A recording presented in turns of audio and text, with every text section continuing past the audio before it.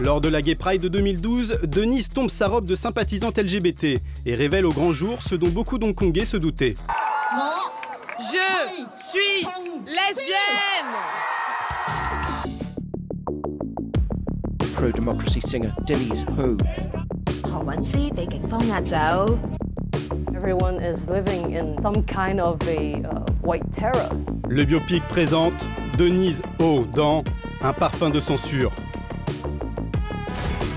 Hong Kong, 10 mai 1977. C'est dans cette colonie britannique que naît Denise Ho. Non, pas Michel, Denise Ho. Fille d'enseignant, Denise s'envole vivre à Montréal à l'aube de ses 11 ans. Elle y apprend le français, le goût pour la poutine du Québec et une certaine notion de la démocratie. À 19 ans, elle participe au célèbre télécrochet hongkongais Sansa Koche Tai Toi, qu'elle remporte à sa grande surprise. Le vainqueur est le numéro 6, Denise Ho. Denise gagne un contrat d'enregistrement ainsi qu'une robe difficile à assumer en soirée et le gâteau qui va avec.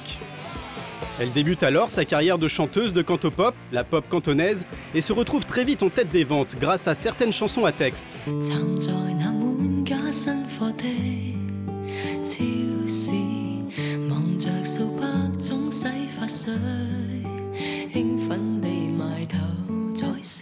Denise devient également une chanteuse engagée, et certains de ses textes sur le thème de l'homosexualité créent de fortes polémiques dans le pays. Celles-ci ne font que renforcer son succès, et en 10 ans, elle devient une star incontournable de la cantopop. Elle fait le tour du monde pour présenter ses albums, comme ici en Chine, le pays où l'on raffole des pancartes publicitaires. Elle s'essaye à la comédie dans une série qui ne semble pas se soucier du jeu d'acteur.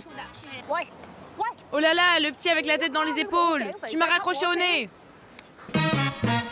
Denise se retrouve également à la tête des victoires de la musique, qu'elle décide de présenter enroulée dans du papier alu.